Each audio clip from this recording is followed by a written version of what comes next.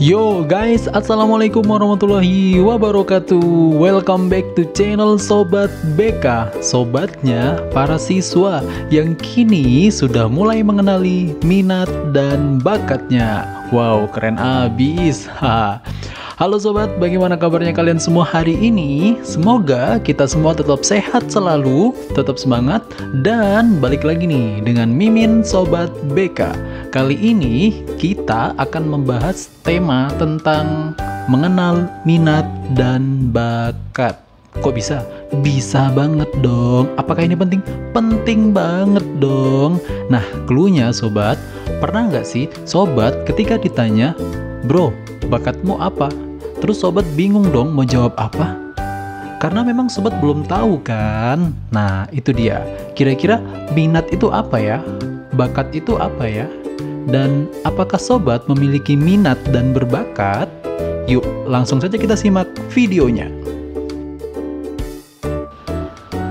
Nah sobat, di video kali ini ada 3 topik pembahasan yang akan kita urai bersama-sama. Sebenarnya materi ini tuh panjang banget sobat, tapi pelan-pelan ya, kita mulai dari dasar. Oke, yang pertama yaitu pengertian minat dan bakat.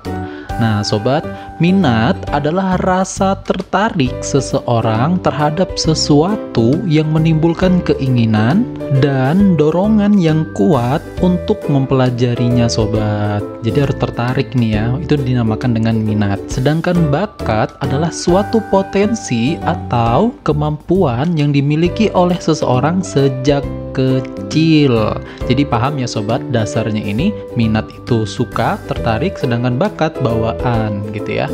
Pembahasan yang kedua yaitu jenis dan contoh minat bakat. Oke sobat, jenis dari minat ini sebenarnya ada 2 sobat. Yang pertama adalah minat vokasional, yaitu minat terhadap bidang-bidang pekerjaan. Nah, maksudnya sobat itu tertarik terhadap suatu bidang yang harapannya bidang tersebut akan menjadi mata pencarian, pendapatan, atau pekerjaan sobat di masa depan. Nah, minat vokasional ini sobat terbagi menjadi 3. Yang pertama yaitu minat profesional yang berkaitan dengan keilmuan. Misalnya nih, sobat suka bahasa Inggris, nanti sobat kuliahnya ngambil bahasa Inggris, terus ke depan jadi guru bahasa Inggris. Sobat suka matematika, sobat suka seni, terus kuliah ngambil seni, terus pas lulus jadi seniman atau guru seni dan sebagainya. Yang kedua yaitu minat komersional, yaitu ketertarikan sobat itu pada dunia usaha, jual beli yang menghasilkan duit dengan cara kewirausahaan. Terus yang ketiga yaitu minat kegiatan fisik. Nah, sobat itu tertarik tuh dengan dunia mekanik, operator. Sobat dari saat ini belajar kayak benerin motor itu tertarik banget, benerin hal-hal yang berbau dengan mekanik seneng banget. Dan harapannya itu menjadi pekerjaan atau pendapatan sobat ke depan gitu sobat. Nah, yang B yaitu minat avokasional, yaitu minat terhadap sesuatu hal yang dilakukan atas dasar hobi dan kesenangan aja sobat. Misalnya kayak ya mendaki gunung, olahraga, traveling, intinya semua itu buat hiburan dan kesenangan sobat.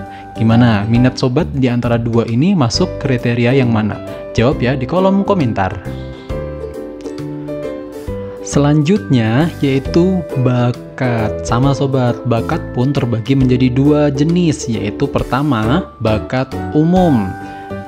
Bakat umum yaitu kemampuan yang secara umum dimiliki oleh setiap orang. Misalnya nih sobat, kayak kita mampu berbicara, berjalan, menulis, membaca, dan sebagainya. Itu adalah bakat loh sobat. Jadi bersyukur ya kita punya bakat seperti itu. Yang kedua yaitu bakat khusus, yaitu kemampuan atau keahlian yang paling dikuasai oleh orang-orang tertentu. Artinya tidak semua orang memiliki keahlian yang sama seperti itu. Nah, ini ada beberapa contoh dari bakat khusus ya sobat. Yang pertama nih, misalnya bakat seni di bidang seni sobat. Entah itu di teater, bermain musik, bernyanyi, gambar, lukis, mahat, dan sebagainya, itu dia punya bakat di bidang seni. Yang kedua yaitu bakat di bidang olahraga sobat, sepak bola, futsal, bulu tangkis, voli, dan sebagainya, banyak banget deh. Yang ketiga yaitu bakat di bidang keilmuan. Maksudnya orang ini suka banget belajar, sampai-sampai ijazah sarjana itu jadi bahan koleksi sobat. Ada kan orang yang sampai ijazah sarjananya sampai puluhan atau belasan itu ya sobat ya. Terus yang keempat yaitu bakat di bidang IT. Semua kayak aplikasi baru dia tahu, suka membuat aplikasi, suka berbuat desain dan sebagainya. Yang kelima yaitu bakat interpersonal sobat. Maksudnya orang yang punya bakat ini tuh gampang banget berkomunikasi dengan semua orang. Dengan orang tua mudah, dengan anak kecil deket, sepantaran deket. Siapapun suka berkomunikasi sama orang yang seperti ini. Terus yang keenam, bakat natural. Nah, orang yang memiliki bakat natural itu maksudnya seperti apa sobat? Misalnya nih, orang yang kalau dia nanam sesuatu itu pasti tumbuh. Kita, orang-orang biasa, kadang kalau kita nanam sesuatu tumbuh mati, kalau enggak ya cepet mati. Terus orang yang mempunyai bakat natural ketika dia memelihara hewan, itu pasti hewannya ya sehat-sehat gitu. Beda sama kita, baru hari ini niat melihara ikan, besoknya mati. Kita nggak punya bakat seperti ini sobat ya, ini jarang gitu. Terus yang ketujuh, bakat relasi ruang. Maksudnya orang yang mempunyai gambaran tentang suatu ruangan. Misalnya nih sobat, orang yang memiliki bakat relasi ruang ketika disuruh mendesain kamar ini menjadi seperti kamar hotel, dia bisa sobat. Kita orang awam kalau disuruh seperti itu pasti bengong kan sobat. Aduh, mau aku apain nih supaya rapi, supaya bagus dan sebagainya. Nah, itu adalah orang-orang yang punya bakat relasi ruang. Selanjutnya yaitu bakat linguistik, yaitu orang-orang yang pandai berbicara sobat. Menyusun kata-kata tuh enak banget. Misalnya kayak penyiar radio, penyiar televisi, pramugari yang ada di stasiun bandara. Itu kan keren banget kan sobat, kata-katanya enak banget didengar tanpa mikir gitu, udah lancar ngomongnya. Kemudian ada lagi namanya bakat numerikal. Artinya orang-orang yang seneng banget nih sama hitung-hitungan, matematika gitu. Jadi orang-orang seperti ini biasanya jadi kayak orang arsitek gitu ya, teknik sipil dan sebagainya. Selanjutnya yaitu bakat mekanikal. Artinya orang-orang yang seneng banget nih sama mekanik berkaitan dengan mesin, entah itu mesin motor, mesin alat berat dan sebagainya. Dia seneng banget belajar hal-hal semacam itu dan cepet bisa.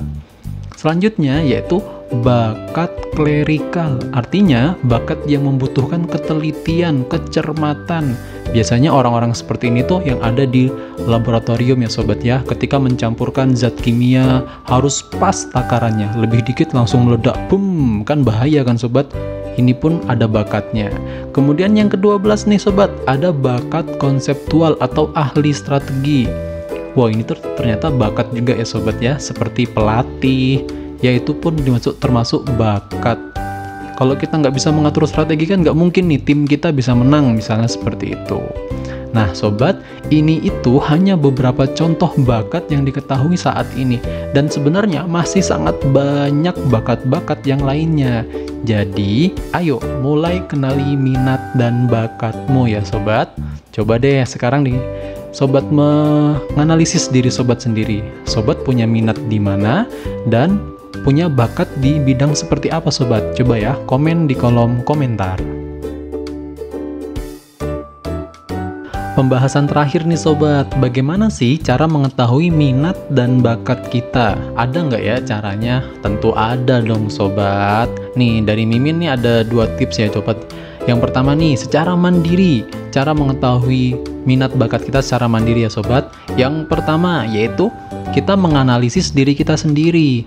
Nah sobat, kalau sudah Mimin bilang menganalisis diri sendiri, ya ayo nih coba sobat siapkan kertas, lalu jawab beberapa pertanyaan ini, tulis di kertas. Contohnya nih, apa ya kelebihanku? Tulis di kertas. Kelebihan sobat apa aja?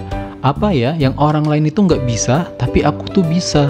Dan seterusnya ya sobat. Intinya menganalisis diri sendiri ini ketika kita menjawab, kita tuliskan di sebuah kertas, kemudian kita lihat, kita baca baik-baik sobat. Jadi kita mengenali diri kita dengan cara menganalisis diri kita sendiri. Yang kedua, coba deh sobat lihat 3 mata pelajaran yang selama ini itu nilainya tertinggi sobat. Bisa jadi minat dan bakat sobat kita lihat dari situ loh.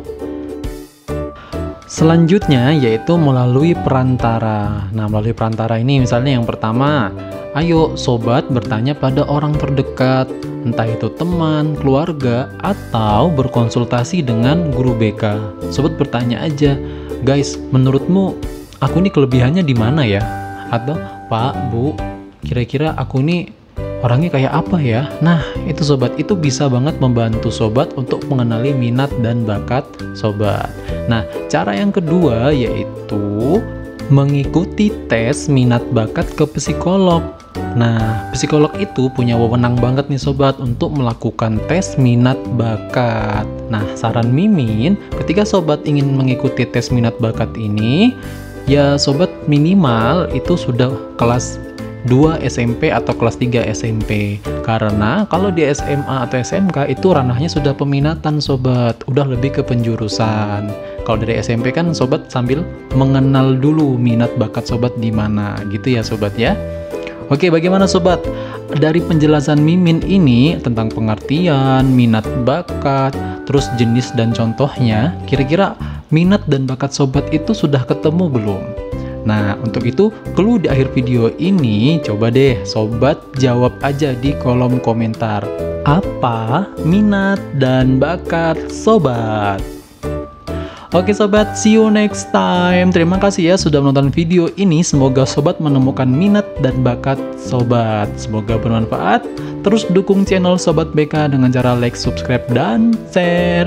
See you next time. Bye-bye. Assalamualaikum warahmatullahi wabarakatuh.